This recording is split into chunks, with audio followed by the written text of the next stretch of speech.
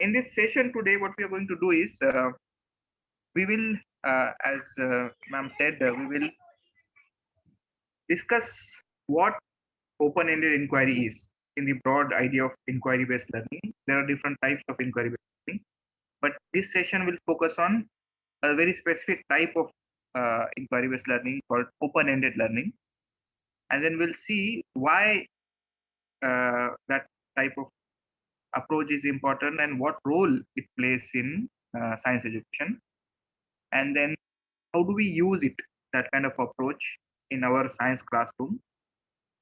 What kind of support if you will need, both teachers and students, if you want to do something like that in our class. And when I talk about support, so what are the type of support? So I feel the technology, the modern technology, can support both learners and facilitators, teachers, in conducting activities like this. So we'll look at few tools.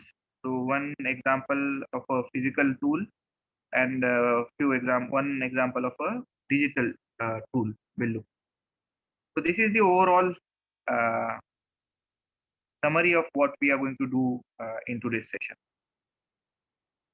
So as ma'am said, the learning and teaching has evolved, and it has evolved with our understanding of how learning happens. So learning sciences, the field which studies how learning happens, what are the different ways in which not only children but even adults construct knowledge, make meaning out of their interactions with the world and with the other human beings and the artifacts. So this field, learning sciences, has contributed to our understanding. That doesn't mean that before that we were not learning. We were learning before that, but our understanding and the way we were teaching was based on intuition. But now we are moving towards science-based understanding of how learning happens, and then what are the best way to support. So here is a quote from NRC. This is a different NRC.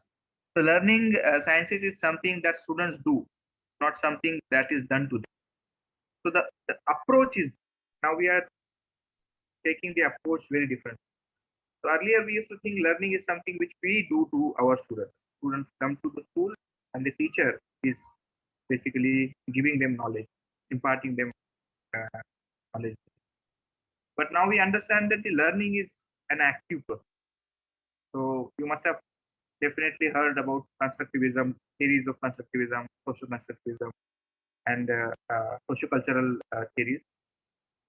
So they show that the a learner, it can be an adult or it can be a child, actively constructs knowledge. It is not a passive process. So therefore, the focus is what students are doing and how do you facilitate when the students are constructing knowledge. Okay.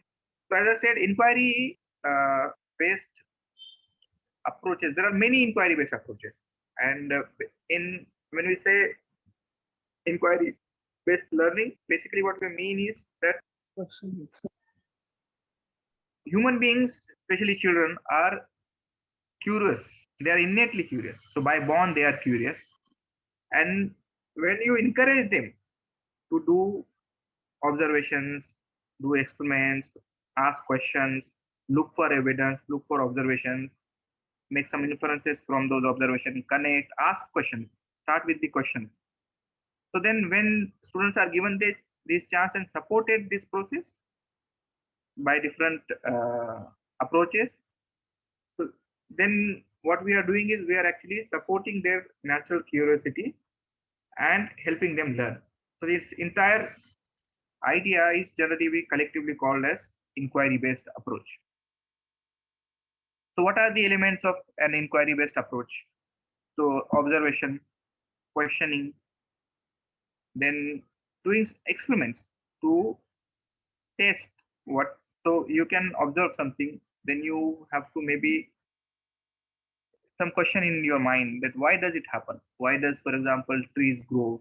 Why, or why does uh,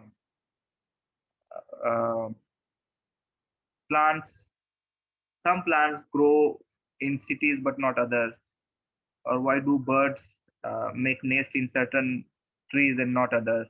So some anything, it can be anything. So then you also have to do experiment to test those hypotheses. Then while doing experiment, you will collect some data, you will analyze them, and you will repeat this process and also share with your peers and others. So these are the some elements of inquiry. It's not necessary that all these elements will be there in every inquiry based activity, but these are some of the elements which do come in, and you can pick and choose. So here is a small summary, a table which describes of different types of inquiry based approach. So on the first column, you'll see what are the levels of inquiry, and on the other side, what are the responsibilities. So, for example, at level 1, the problem is given by teacher. The procedure is also given by teacher, and the solution is also given by teacher. So this is very similar to, for example, when a teacher uh, controls all the aspects of inquiry, and you can say it as a it's more of a structured inquiry. The second level is, so this is a, I mean, below structure also. You cannot say it's a structure, but it's a very confirmatory or verification. It's just trying to demonstrate something. The second level is where the problem is given by teacher, the procedure is given by the teacher, but the solution students find. So that is the second level, and we call it structured inquiries. The third level is guided inquiry, in which the problem is given by the teacher, the procedures student construct or they come up with either individually or in groups. Solution, they that is also done by students. And in the last level, that is open-ended inquiry, everything is done by student, and teacher plays the role of a facilitator.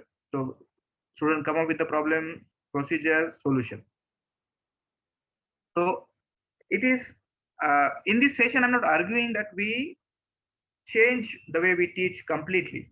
What I'm saying is that we do the way we teach regularly, but every now and then we should actually incorporate this open-ended inquiry activities into our teaching.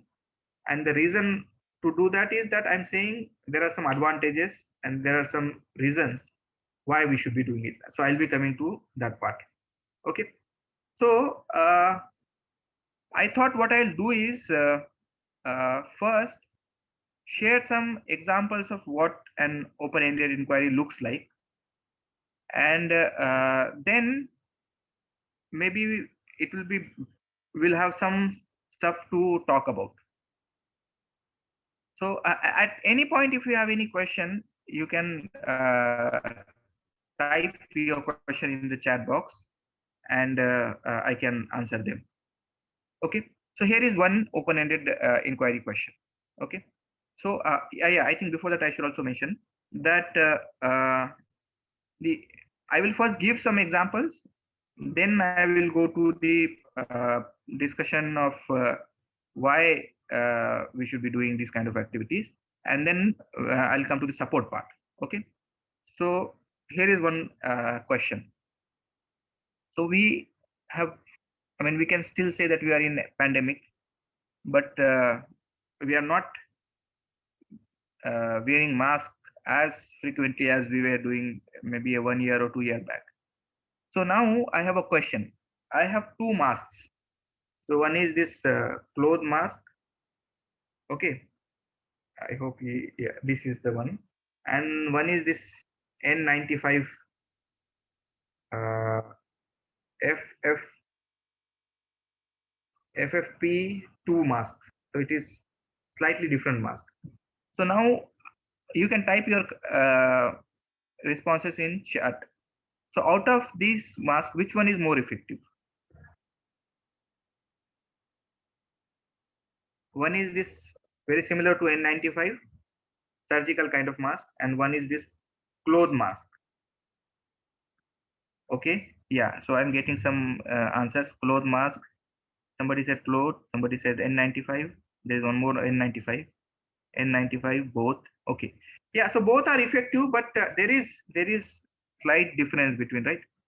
So cloth mark, they say that it is around 60, depending upon how many layers are there. It is, yeah. So I think most of them are saying N95. So depending upon how many layers this cloth mask has, it will depend. So its effectivity ranges from 40% to around 60%. Whereas the surgical mask, which we get for 5 rupees on a medical shop, that is around 70% effective. And N95 is around, I mean, the reason why it is called 95 is because it is 95% effective. Okay. But now the question is this. So this is an open-ended inquiry kind of question, that a learner, like for example, I'm a student, a group of students, or I'm a student, and I see, why do these two masks which look very similar? Okay, I can't actually see much difference in between them, but why do they function differently? Why is it one 95% effective and other is maybe 40-50% effective? Okay, any guesses?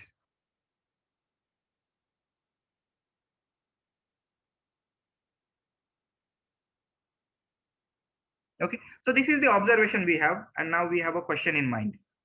So now, how do we test it? How do we do an experiment and test it?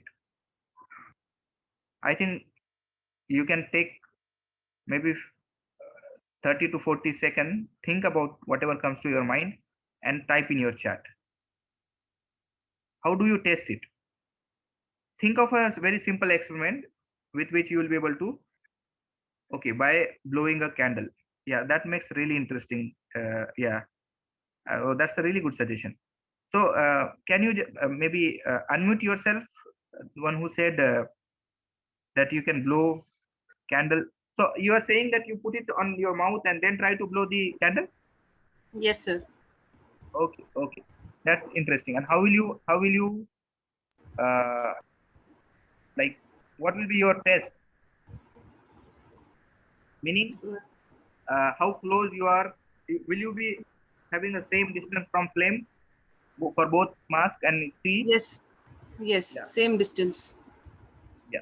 So you will be able Same. to, that's a really excellent example of an experiment. That experiment will tell you which one is more effective. But now we also want to know why it is more effective. So what will we do? Spraying perfume in surrounding and checking the intensity of smell. Beautiful. Wow, that's a really nice experiment. Okay, that will also check the effectivity. Now the second part of the question is why.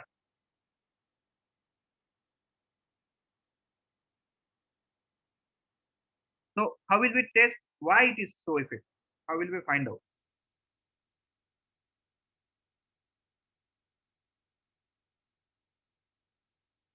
Okay, so uh, here comes one tool. So I said I will be introducing few tools which can be used in this kind of inquiries, right? So the tool is, for this case, I will be using this a tool called Foldscope. So it's a paper microscope, and so it's like any other microscope. It is designed by an Indian professor who works in Stanford University, Manu Prakash. And this, like any other microscope, it gives you around 140x magnification. So it magnifies things 140 times. Okay. So what I'll do is I'll first take this cloth mask.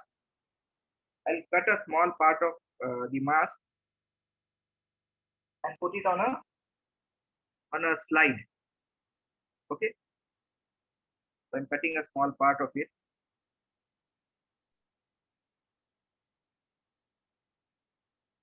and I'm also cutting a small part of. So both these microscope, both these mask have layers. So what I'm doing is just to demonstrate, I'm just cutting one layer. Okay, because N95 has multiple layers and they are different from each other, whereas the cloth mask has multiple layers, but they are all similar to each other. Okay, so I'm just cutting a small piece of from the inside part,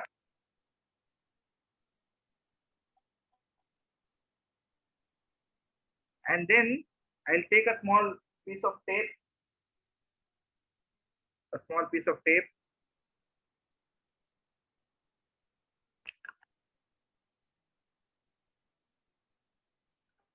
and I'll put it on the. So this is a, instead of glass slide, with this microscope you can use a paper slide also. You just need a simple paper and cut two rectangles between the same so that the light can pass through. So we are creating a transparent surface.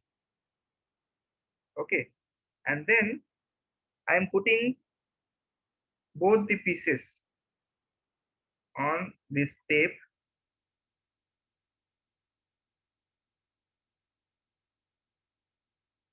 Okay, I will take this microscope and then put this slide.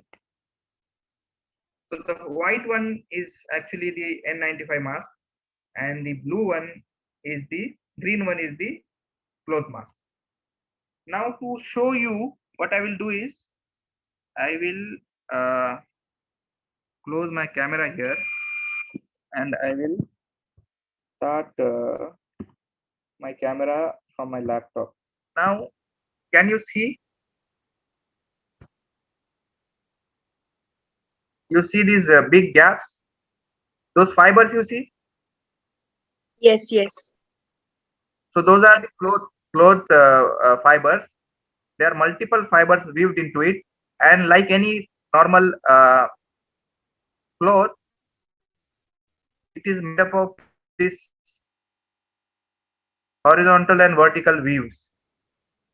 Can you see that? Yeah. So these are the fibers, and then many fibers are bundled together, and then they are weaved together. But you see, there are such big gaps in between. They are so big. They are around 200 to 400 microns in length or width. Okay. Now I will go to the other uh, N95 mask.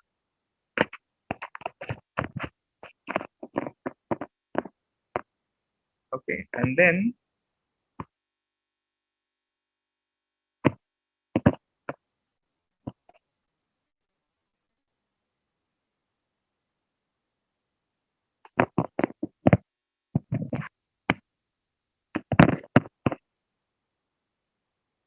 okay, can you see the fibers of the cloth mask?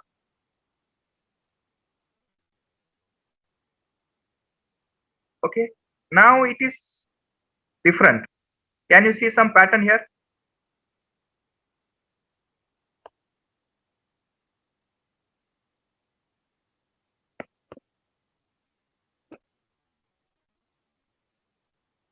So this is how it looks, and there are multiple layers of it. So unlike the uh, cloth mask, which was weaved horizontally and vertically, this one is not weaved horizontally and vertically. It is randomly, so it is not weaved. Okay, so this one is actually, just a second. Where is the? Okay, so now what is the difference you saw between the two masks? We only looked at the inner layer, but there are multiple layers. So there is one layer here. In between, there is a layer which is also charged, and then there is an inside layer. But the basic idea is the same. There is a difference between the cloth mask and the N95 mask. And what is that difference? Did you notice any difference?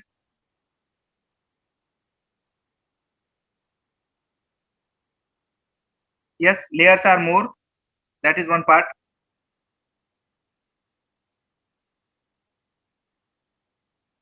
What else? Close. Okay. Yeah, the gap was much bigger in the weaved map. Yeah, less gap. In the N95, it is less gap. So another, yes, multi-fiber threads. So in the cloth mask, because it is weaved like this, it will be horizontal and vertical. These big gaps remain. So what, to make it more effective, what we have to do is, because, so what is this, the size of particle, virus particles against which we were using it is very small. It is much smaller than the even the bacteria. So let me come back and share my screen so that I can show you what I mean.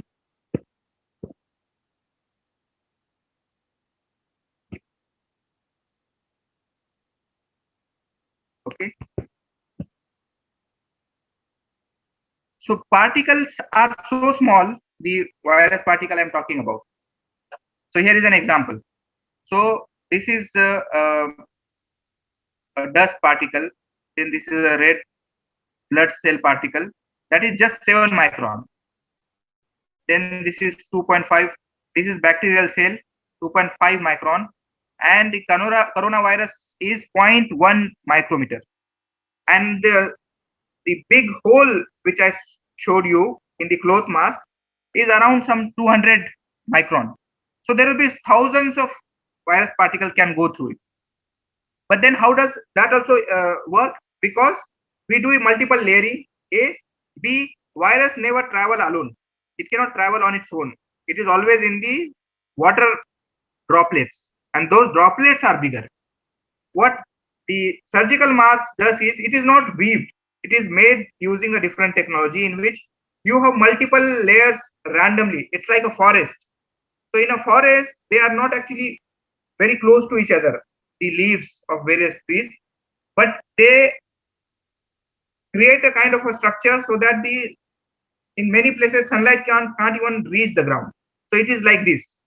Even though the droplet can pass from one layer, it will trap in the another layer, in another layer. Like that, the for every passage, the amount which can pass reduces. Okay.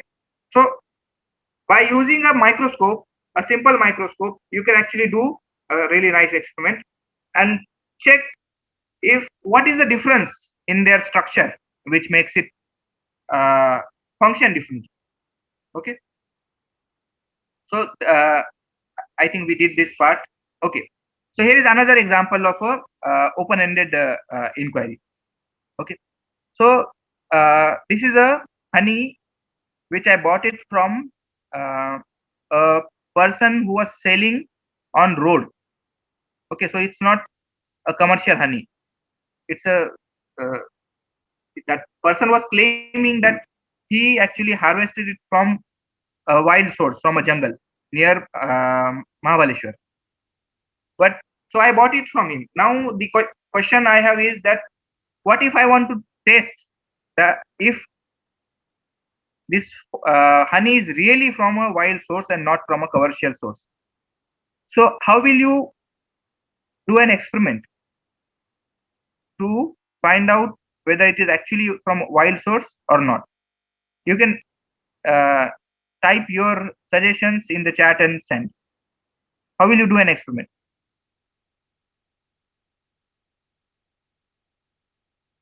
Observing presence of pollen grains under the Foldscope. Okay, nice. Anyone else?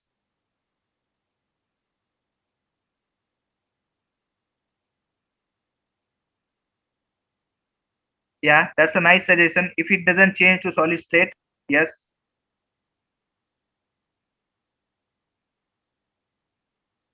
Yeah. In these both cases, we use our prior knowledge.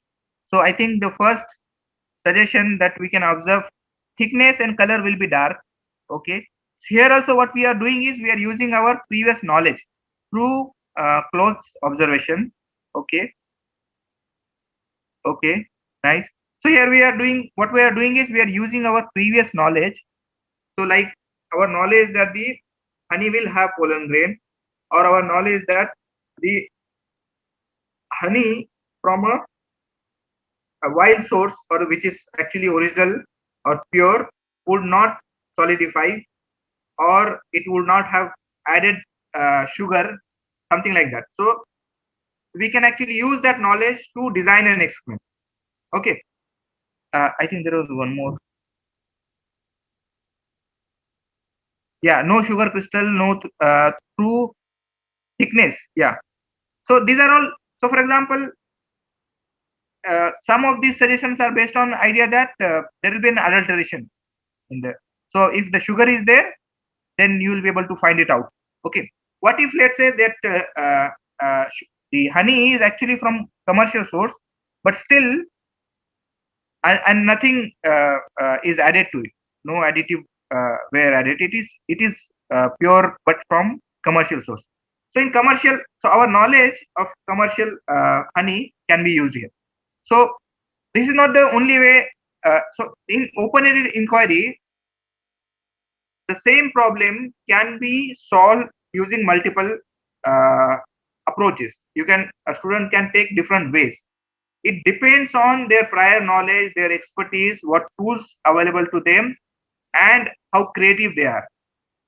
And they can select different approaches. So I am sharing one example, which is based on a suggestion I think someone gave, that you can use same microscope. So honey, whenever honeybees go and actually collect honey from these flowers, they actually also accidentally, a lot of pollen grains come with them. And when they deposit those honey in their in their beehives, those pollens also go there. But the pollens are very interesting case. They are like fingerprints of the trees. So each species of a tree or a plant has a unique pollen. They are slightly different structure, color, surface features, so many things. Okay. And experts can basically simply just look at the pollens and say that this is belongs to which species or genus or at least family. Okay. So what I did is I simply took a small quantity of honey, dissolved it into water, and then filtered it using a filter paper, so that the the liquid part goes and only the what is solid things are there are trapped into the filter paper. I took that filter paper, put it on the slide, and looked at through microscope. And this is what I saw. So my assumption was that when the commercial honey is made, it is made in a very controlled condition, meaning because they want to pass, they have to maintain quality standards. They plant very specific trees. Okay, only those trees will be there on which bees go collect. They go sit on it and come back and then deposit the honeybee. Whereas in the wild, there will be more variety of uh, pollens which come from different, more variety of trees. So my hypothesis was that if I see a variety of pollens in the honey, then I can say it is from the wild. If I see less a homogeneous type of pollens in the honey, then I will say it is they are from same, maybe a commercial source. So this is what I saw. I saw the 1, 2, 3, 4, 5, 6, 7, 8, 9 types of pollens in that small amount of honey. Along with that, I also saw this is actually a scale of a maybe a butterfly or a moth. This maybe comes from a plant. This also comes from plant. This also comes from plant. So based on this, there are two clues here. One, that the variety of pollens is much more compared to maybe what will be there in a commercial honey, and B, commercial honey would not have something like this because it won't pass their quality check if they don't filter it properly. Okay, so tentatively I can say based on this that it was a wild honey. Okay. Okay, now I will take a pause here because we have uh, uh, completed 40 minutes. So there are many such examples of in open-ended inquiry. I will not go into all those examples, but what I will now do is I'll come to the second part. Okay. So now, why do we do this kind of this kind of activities? So generally, in a classroom, doing a structured inquiry or a guided inquiry activities is much easier, simpler, because teacher has more control and it can be done in that limited time of a class. Okay, so I'm not saying that we should not be doing that. We should be doing the way we teach regularly. But when we say that we teach science or students are learning science, which we so learning science or doing science doesn't mean only understanding concepts, facts and principles of science. It also means that we have to develop science specific skills. So skills like observation, logic, experimentation, and skills to handle microscope, design an experiment, how do you collect data, how do you analyze data, things like that. And if you uh, look at the aims of science, especially in Indian context, our constitution mandates that every citizen should develop scientific temper. And for the development of scientific temper and developing these skills, it is important that we give exposure to students to problems which are not structured. Because in our day-to-day life, and also the working scientists, when they see the problems they face, open-ended problems, there is no, so they are not like the problems which we do it in school, where the students, teachers already know what is the answer to that problem, and then students have to only just repeat that. So that has certain use in their day-to-day teaching learning process. But for the other important aims and objectives of teaching science, that is developing scientific temper, and also even if the students don't want to choose science as career, in day-to-day life also, the reason why we have developing scientific temper as one of our duty is because in a democracy, citizens have to play some important roles, and for those roles, having these science specific skills has advantage. So that's why it is important that at least once a month, twice a month, we students should be exposed to this kind of activities where they can actually do some open-ended inquiry, and it also is a good context to bring the surrounding knowledge. So students generally, the examples they see in their textbook and classroom are not from their surrounding, and that's why there is a alienation, feeling of alienation between the students, among students. So that's why it is important that we also investigate scientifically and help them investigate and answer this question, because uh, whatever they see in their surroundings. Okay, so that is the advantage of doing activities like this. Now the second part, the third part, what kind of support we will need to do activities like this. So the teachers, doesn't matter how well read or well studied a teacher is, a teacher won't be able to answer all the questions which students come up with in open-ended inquiry, because that is beyond capacity of an individual, not just student but anybody. Even if you ask a practitioner, a practicing scientist who maybe have won Nobel in some certain field, won't be able to answer all the questions. So that's why we need some tools which empower teachers, so that when students are doing this kind of activity, they can help, they can facilitate. Okay, but luckily we are living in a time where we have many such tools. So today I'm going to talk about two such tools, and both are um, artificial intelligence or AI tools. Okay, so what? So for example, let's say you ask students to, or maybe student want to do an inquiry and find out what are the different birds which they can be found in their surrounding, in their school and in their homes, and then it can be connected to why only those species are found in those area and not others. So that can be connected to adaptation, that can be connected to evolution and so many other things in what they are studying in their classroom.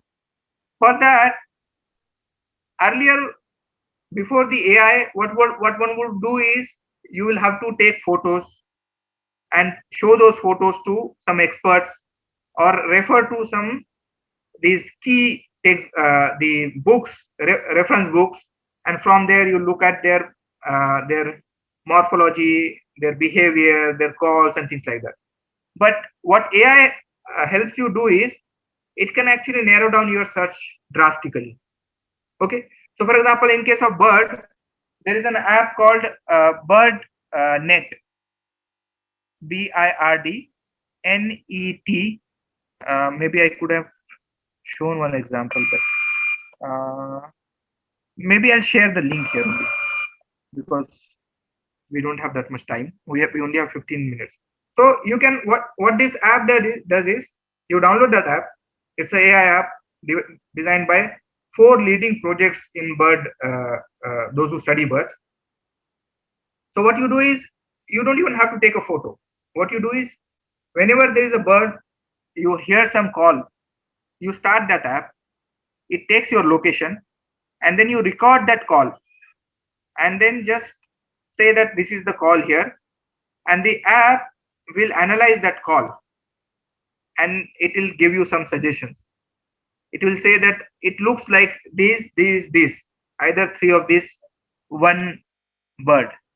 Then you can go to the Wikipedia page from that same app to the Wikipedia page of that particular bird and see if what it matches with what you saw, whether the appearance was like that, size was similar, behavior was similar, things like that. And also, would it be available? Would it generally found in your locality?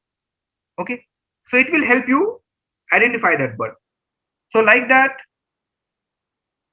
ChatGPT, teachers can use ChatGPT to do 2 things: A, to help in student in doing this task. B, it can also help teachers design this kind of activities. Okay, so I'll get an example. Do you all know? Do I need to maybe give a small intro of what ChatGPT is and how it works? I think it is. I if you all know, I won't spend time. We can directly go to few examples.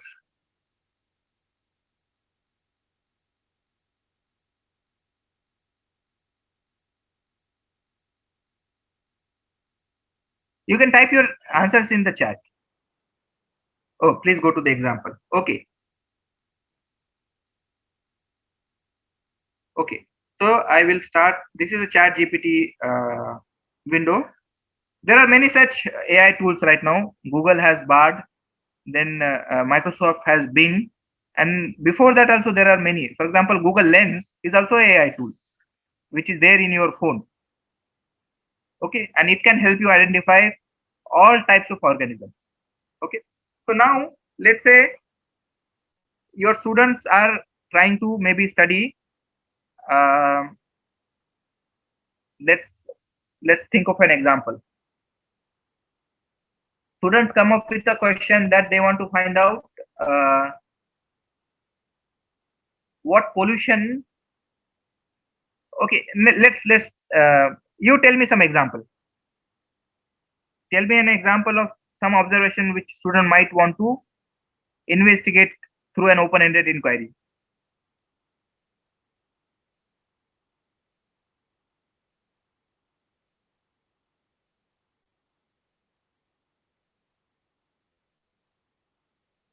Okay, I will take one example. Sunstorms.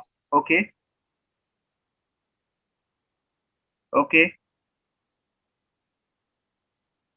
Why pollution is not carried away by fear? I think that sounds much interesting. Okay. So what I can, as a teacher, I am doing 2 things. First, to help teacher. Okay, global warming. So let's take the first example of pollution. So in the chat GPT, so chat GPT is actually, it's a AI program, but it understands human language, meaning you can ask question in a the way we speak to each other. So what I'll say is that write a lesson plan that uses open-ended inquiry approach in which students will be investigating why pollution is not carried away by air current. Okay.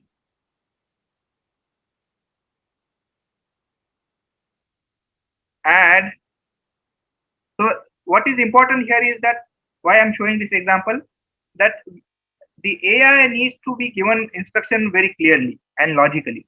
Okay. So the first part I said is that write a lesson plan which uses the open-ended inquiry in which students, so I will also say in which schools, high school students will be investigating why pollution is not uh, carried away by air current. Add details of what role students will play and what role the teacher facilitator will play, what will be the composition of the groups, and what material will be needed. Also add how will the students groups will be assessed using peer assessment model. Okay, now let's see what it does.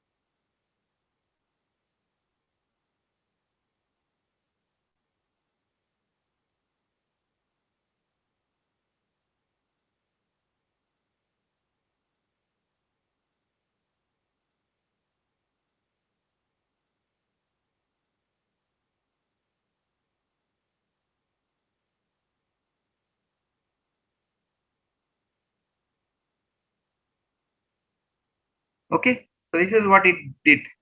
It gave a detailed lesson plan. See how great details it has went into. So he said the title is investigating pollution resistant to air current. Grade level 9 to 11, high school. Duration 2 to 3 class periods. Objectives. Student will investigate why certain types of pollution such as smog or particulate matter are not easily carried away by currents. Student will design, carry out experiment to test the effects of wind and speed and direction on pollution dispersal. Student will collaborate in groups, engage in open-ended inquiry, critical thinking. So it only not only focused on the conceptual part, it also focused on the skill part. Okay, then material needed. So it gave the list of material, reference material, air quality sensors, wind wave or wind sock, fan, hair dryer, different types of pollution sources like candle, incense, cigarettes, data collection tools, graph, paper, notebooks, safety goggles, and masks. And the procedure also, it divided into minute by minute. So 15 minutes for introduction, 20 minutes for brainstorming, 30 minutes for experimental design, 60 minutes for conducting experiment, 30 minutes for data analysis, discussion reflection 20 minutes, peer assessment 20 minutes. Here it also gave how the assessment will happen, peer and teacher assessment both, and the extension of it. Meaning, what else can you do connected to this activity? Okay, so this can help teacher. So you don't have to completely dependent on it, but it did your job. It reduced the energy you will spend in doing it. Now what you can do is you can customize it for your own purpose. Okay, let's say you want to say that my school is in rural area. I don't have access to the uh, what is it? Mm, air quality. These two materials. We'll say that I don't have access to these two materials. Okay. To air quality sensor, particulate matter detector, and stock. Can you up? Can you suggest alternative materials and rewrite the lesson plan?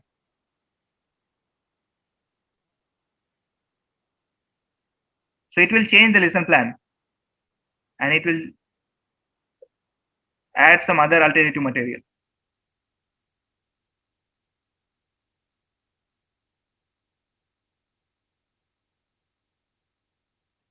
See, it now used very simple things which is available everywhere.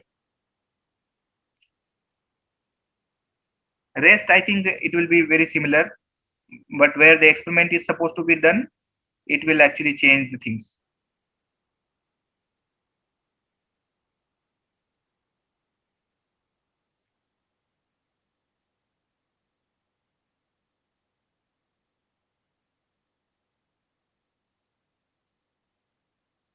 Now, let's say I want to, in the experiment design, it is said that each group will discuss an experiment to test the effects of wind speed and direction on pollution dispersal using material. So I will say that I don't know what it means. No. So I will say, can you, I'll just take that line. Can you elaborate on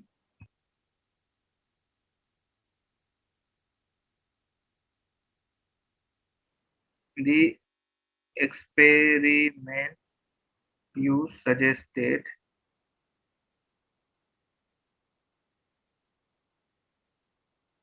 Give me step by step guide. This can be done by students while they are doing the experiment.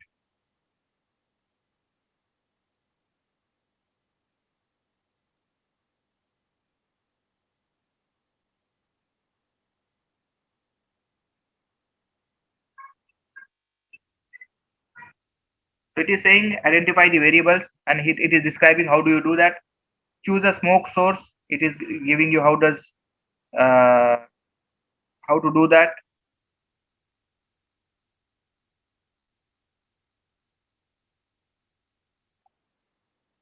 So it is step by step is explaining everything.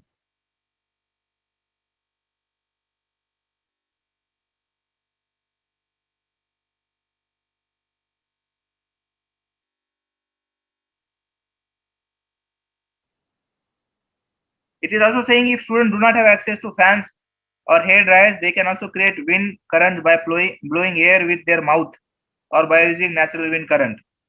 They can also vary the height angle of smoke sources to simulate different pollution sources and atmospheric conditions. Okay. Now I can say, can you point me to few scientific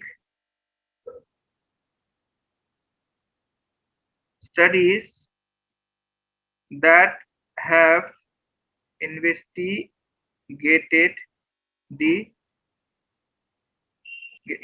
similar uh, resistance of pollutants to the air current. So that this is to make sure that we also have some actual data.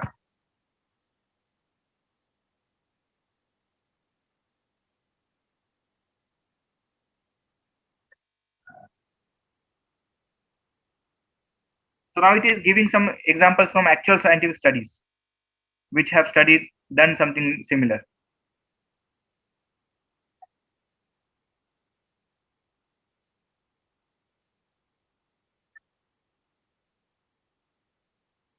Okay, so the opportunities which this tool like this provides are endless, and it is up to the creativity of you as a teacher and also students. The same tool can be also used by students. For example, they can simply ask question: how do you measure wind current? How do you find the resistance? And it will give them the step-by-step experiment. They can also look for sources of actual studies and all. So, but it is 7 a.m. So I will uh, stop this part here, and I will just end with a discussion, maybe simply just summarizing what I have said. So basically, uh, in this session, what I wanted to say is that, like many other activities, open-ended inquiry approach has certain advantages because it helps students develop some skills and also learn to tackle the open-ended problems which are generally there in which we found in our day-to-day lives. And it also has implications for democracy and also citizenship rules. Therefore, it is important that when students are learning science as a compulsory subject, they, along with learning the facts and principles of science, they also learn and develop these skills. And while doing these activities, because uh, it is a nature is open ended, so nobody can prepare for it. So we can take help of tools like AI and tools like, for example, microscopes, which are easy to, they are cheap. Uh, it can be used by anybody, and there are many such tools which are called frugal tools, and also AI tools to create, support, facilitate this kind of inquiry. So I'll stop here, and then I can take few questions.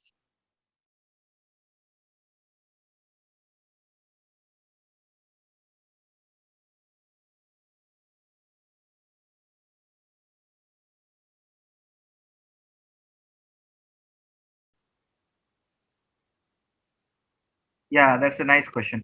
So basically, it's a new technology, and the reason why it is banned is that we don't understand how it stores data and how that data can be used. So these are safety issues, data safety issues, and that is the reason why uh, it is banned in many countries. So, for example, 2 days back only, I don't remember in France or which country, they lifted the ban on after the negotiation with ChatGPT and some clarification on how they will store data was lifted.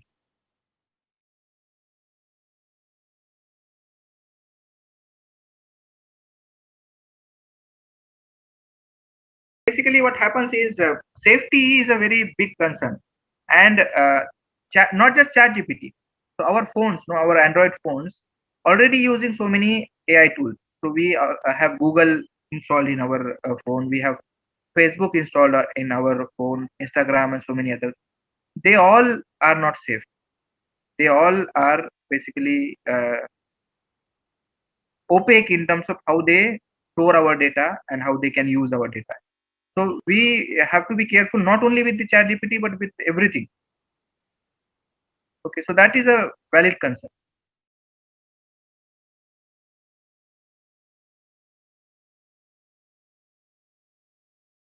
I don't think there is a reason to fear ChatGPT. There is nothing to fear. What see basically it's like something. Uh, if let's say 60 years ago somebody had said that to prepare something or to access some information, you don't have to go and talk to an expert, go to a library, go through hundreds of books, find what you are looking for, note it down, and then bring it back. And but in today's time, Google does it automatically, and we take it for granted, right? So ChatGPT is just taking it one step further. Earlier, you were basically asking Google some keywords. It was giving you some results. You were going through the results and formulating your own answer. Here, what now machine is doing is that it is formulating. It is uh, initiating that query to search engine, then taking that responses, analyzing it, and giving you in a humanly readable format. But it doesn't. So there are some really interesting things. ChatGPT works best when there is no logic, there is no analytical thinking involved. So if you ask questions where analytical thinking is required, then it does have a lot of challenges. Ultimately, any AI tool will narrow down your search or reduce your work, but the work you have to do. You have to ask question in a logical manner.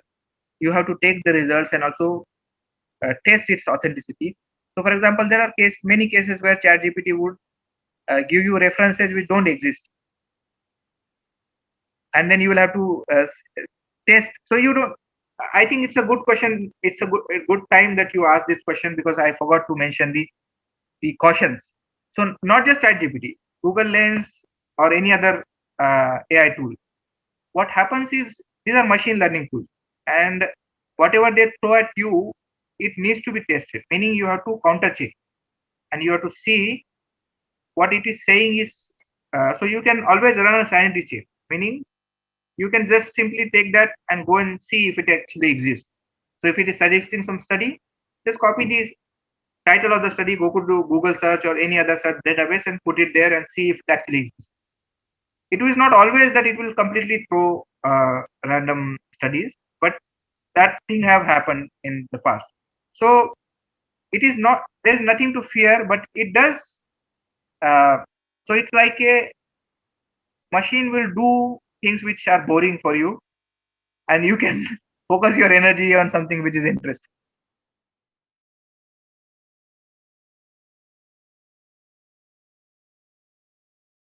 So ChatGPT is already learning, no? So every time you ask a question, it learns. So each time you ask question, actually, that is how the deep learning algorithm works. And so right now, ChatGPT is uses data which is till 2019. So you can notice that while you ask him question, it is not updated to 2023. Uh,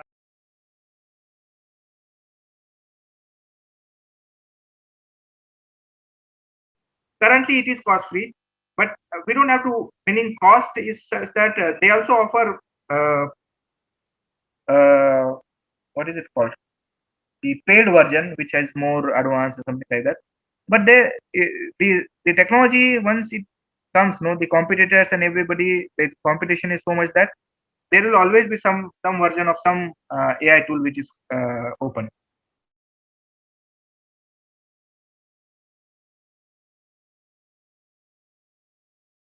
Currently, it only has a browser. You can't download it. You can directly use it on their browser. And there are some. So, for example, Bing, the software, Microsoft's AI tool, no, it has an app which you can install in Android phone. Yes, you need to. You have to directly log in on the website.